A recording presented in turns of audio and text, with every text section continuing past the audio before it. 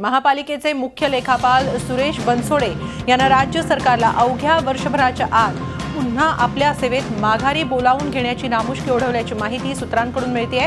पण ही नामुष्की का ओढवली याचं स्पष्टीकरण महापालिका आणि राज्य सरकारच्या प्रशासकीय अधिकाऱ्यांकडून होणं आवश्यक आहे। महापालिका प्रशासकीय अधिकाऱ्यांनी दिलेल्या माहितीनुसार बनसोडे यांनी प्रशासकीय कामकाज योग्य प्रकारे हाताळले नाही असा ठपका ठेवत त्यांची सेवा पुन्हा राज्य सरकारकडे वर्ग करण्यात आली आहे। महापालिका अधिनियमातील दुरुस्तीनुसार लेखापालपदी राज्य शासनाच्या फायनान्स विभागाच्या जॉइंट डायरेक्टरची नेमणूक करण्यात यावी असा निर्णय झाला होता, ज्याला महापालिकेतील अधिकाऱ्यांनी न्यायालयात आव्हान दिलं होतं। मात्र त्यावरची स्थगिती न्यायालयाने हटवल्यानं सरकारनं बनसोडे यांना महापालिकेच्या मुख्य लेखापालपदी पाठवलं होतं। मात्र महापालिका आयुक्तांनी काल बनसोडे यांना महापालिकेच्या सेवेतून मुक्त करत पुन्हा राज्य सरकारकडे पाठवलं। त्यामुळे महापालिका प्रशासकीय वर्तुळात चर्चांना उधाण आलंय। मध्यंतरी एका प्रकरणात बनसोडे यांची चौकशी सुरू होती, त्यामुळेच त्यांना महापालिकेनं सेवेतून का मुक्त केलं गेलं आणि राज्य सरकारने त्यांना पुन्हा माघारी बोलवलं का अशी जोरदार चर्चा सुरू झाली।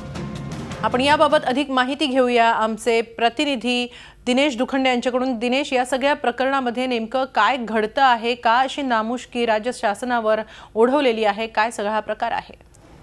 नक्कीच हेमाली, ही बातमी सांगण्यापूर्वी आपण एकदा सुरेश बनसोडे यांची प्रशासकीय सेवेतली पार्श्वभूमी पाहूयात। तर सुरेश बनसोडे कोण आहेत नेमके? तर ते राज्य सरकारच्या फायनान्स विभागात जॉइंट डायरेक्टर होते आणि त्यांची महापालिकेच्या मुख्य लेखापालपदी कशी नेमणूक झाली, तर महापालिका अधिनियमात दुरुस्ती करण्यात आली आणि त्या दुरुस्तीनुसार महापालिकेच्या मुख्य लेखापालपदी राज्य सरकारच्या फायनान्स विभागाच्या जॉइंट डायरेक्टरची नेमणूक करण्यात यावी अशी ही दुरुस्ती होती। मात्र त्याला ऑडिट विभागातल्या अधिकाऱ्यांनी आक्षेप घेत ते प्रकरण न्यायालयात नेलं होतं। 2012 साली राज्य सरकारनं एकदा हा प्रयत्न करून पाहिला। त्यांनी त्यांच्या फायनान्स विभागाच्या जॉइंट डायरेक्टरना महापालिकेच्या सेवेत पाठवलं होतं। मात्र न्यायालयात स्टेटस को मेंटेन असल्यामुळे या व्यक्तींना पुन्हा राज्य सरकारकडे यावं लागलं होतं, त्यांना पदावर रुजू करून घेण्यात आलं नव्हतं।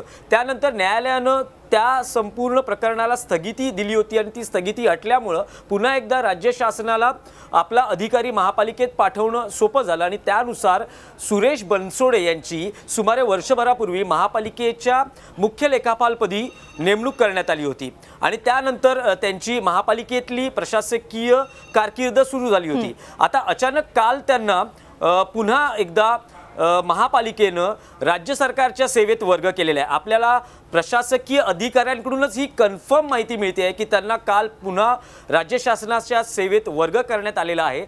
त्यामागचं नेमकं कारण काय आहे हे अधिकाऱ्यांनी विचारलं, त्यावेळेस अधिकाऱ्यांनी असं सांगितलं की बनसोडे हे प्रशासकीय कामकाज योग्य प्रकारे हाताळण्यात अपयशी ठरले, त्यामुळे त्यांना राज्य सरकारकडे परत पाठवलेलं आहे। आता हे कामकाज नेमकं कशा प्रकारे अयोग्य प्रकारे नीट हाताळलं गेलं नाही याचं स्पष्टीकरण होणं गरजेचं आहे, कारण या सेवेचा हुद्दा खूप मोठा आहे। आपल्याला हे खूप गंभीर आहे। मध्यंतरी चर्चाही होती। एक प्रकरण आहे जे वादग्रस्त आहे आणि त्या प्रकरणामध्ये अत्यंत गंभीर असं प्रकरण होतं, ज्यात बनसोडे यांची चौकशीही सुरू होती। त्यामुळे आता असं नेमकं काय झालंय, या चौकशीचा काही अहवाल आला आहे का आणि त्या अहवालामध्ये नेमकं काय स्पष्ट झालेलं आहे, या सगळ्या बाबी हा प्रशासकीय हुद्दा खूप महत्त्वाचा असल्याने आणि खूप उच्च स्तरावरील असल्यामुळे नेमकं बनसोडे यांना पुन्हा राज्य सरकारच्या सेवेत का पाठवण्यात आलं याचं स्पष्टीकरण महापालिका प्रशासकीय अधिकाऱ्यांनी आणि राज्य सरकारनं अधिकृतरित्या जाहीर करणं गरजेचं आहे। खूप खूप धन्यवाद दिनेश, आपण दिलेल्या या सविस्तर माहितीसाठी। झी 24 तास रहा एक पाऊल पुढे।